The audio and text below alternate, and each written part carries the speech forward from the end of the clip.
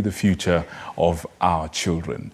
And it's got everything to do with climate change. Now, tonight we want to focus on renewable energy, specifically how renewable energies intersect with climate change, but also what every one of us wants to grow, to develop. So renewable energy and sustainable development. And with us is somebody who's well versed in this indeed. From the Global Energy Alliance for People and Planet, or GEAPP, we have the Regional Partnership Manager for Africa.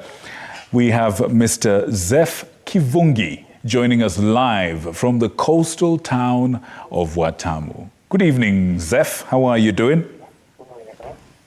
Good evening. I am doing well. Thanks for having me. How are you doing?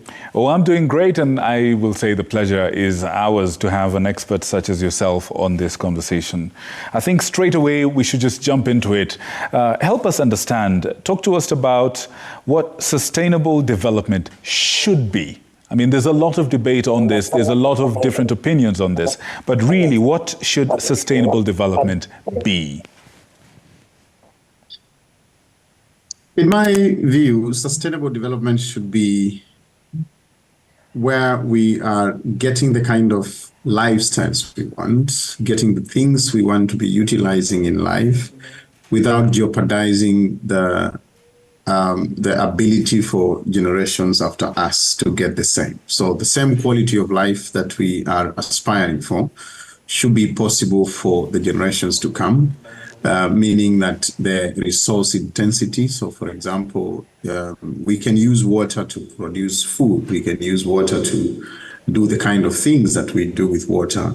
But if we are going to use that water and deplete the water resources, if it was for irrigation, you find that now the next generation is not able to irrigate energy and many other sort of resources, then that's not sustainable. So it should be making sense economically, it should make sense socially, should make sense politically and all other sort of aspects, so that we are saying that we are meeting our needs today, and the ones that are coming after us, the next generation and the next generation, should be able to utilize those same resources, so either more efficiently or without necessarily depleting them. That's how I see sustainable development.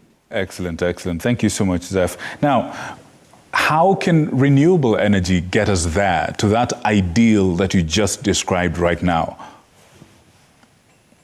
Yes, so I think there's probably the need for us to define one or two terms here. Go ahead.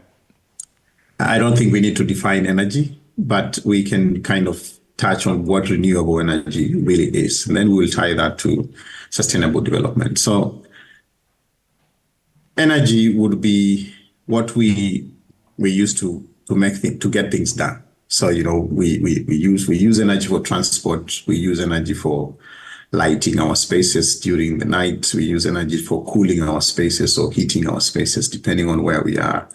And if the kind of resource that we are using to generate that energy for the usage you want, let's stick to electricity for ease of explanation. If the resource that we are using is not easily replenished naturally, then it's not renewable. Renewable would be that which, for example, the sun rises every day. So if you can use a technology like PV, or what people commonly call solar, the sun will rise every day. So it means we can generate new electricity every day, and you will not run out of fuel, so to speak.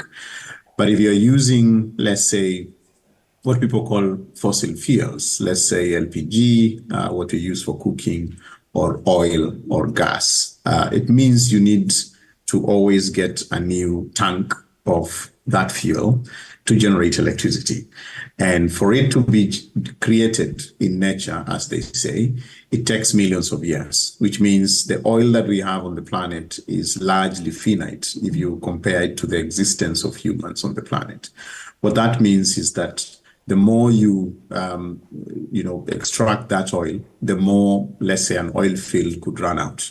The more you will need to open up new fields. That means that is not renewable. So renewable energy is solar, it is wind, it is hydro, it is geothermal, and such, which means that for you to have that resource available, You don't need to do much. Nature does its thing. The sun just needs to rise and we have enough solar. We just need to have a bit of rain, which replenishes some aquifers, and then that goes to the earth's crust, and you have geothermal.